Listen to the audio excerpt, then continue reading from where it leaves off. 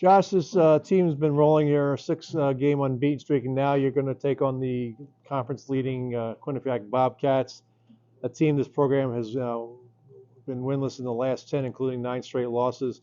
What do you have to do to turn that around, snap that streak, and beat a Quinnipiac team? Yeah, I think we're playing at a high level right now, and we're just kind of focusing on us. I didn't even know we were on a 6-game unbeaten streak until you kind of said that. That's great, but like we've kind of just been taking it one day at a time and focusing on the next one. And we can't control what happened the last 10 games against Quinnipiac. All we can do is focus in on Friday night. What makes Quinnipiac so tough? They're really structured. They have a culture where everybody buys in and competes hard. They've kind of been the class of our league the last few years, and they've been a top team nationally as well.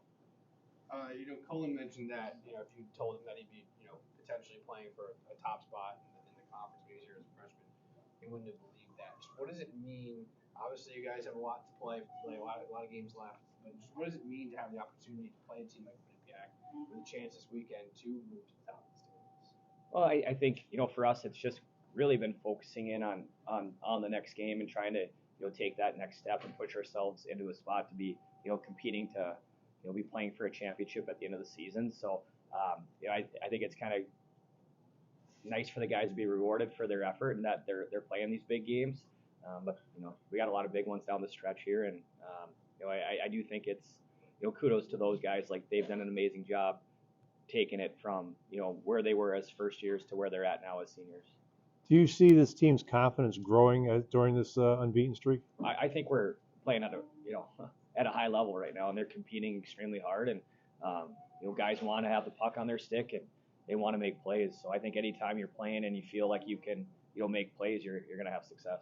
I think Colin also mentioned a lot of the phases of this team that the power play has been well, PK's been improving, and it just seems like things are starting to come together for this program. Do you see it? Yeah, I think that this is kind of the first time in my time here where guys really know what it takes for us to be successful and how we have to play to win. I think that there was moments where we've shown that we know what it takes, but not consistently. And it kind of felt like you're on a boat and it had some leaks and you're trying to repair one, and the next thing you know, another one springs. Where right now we've been able to focus in on just the boat's in good shape. We've just been working on the engine and just taking steps that way.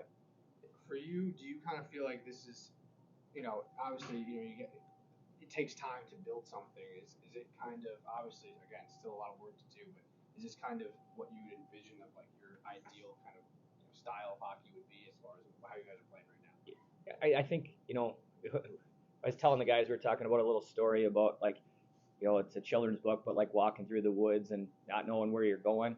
And, you can't see too far in front of you, but like you can see it far enough that you can take a step. And that's kind of what we're trying to do is just, we don't know where the journey's going right now, but we can see in front of us, to take a step. And that's what we're doing is just trying to take one step at a time. And I think we're, right where, if we had a script of, how we're going to build a program, where we'd be at, we're probably a little bit ahead. But at the same point, I think we're excited about where we're at. Of course, this game on Friday marks the return of Rick Bennett, who accomplished a lot here at Union as a head coach. Of course, the way his career ended wasn't the best because of an incident that happened at Clarkson when you were associate head coach. What do you think it's going to mean to him to be back in this building on Friday night? Well, I hope he's excited to be back, and he's done so many great things for the program, and we're excited to host Quinnipiac and host him. At the end of the day, it's Quinnipiac versus Union. It's not Rick versus anything or me versus Rick, or it's Quinnipiac versus Union, and that's really what it comes down to. So just I'm sure he's excited to be back, but it's it's also weird when you go back to a building you've coached in and you got to go to the other bench. So I've done that a few times.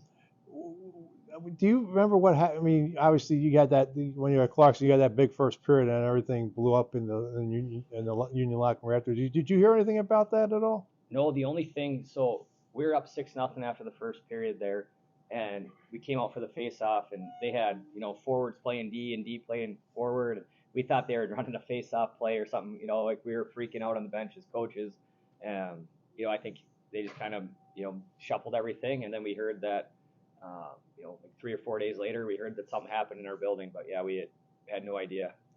I mean, do you get a chance to talk to Rick? I mean, obviously, I think your neighbor's over there in Clifton Park.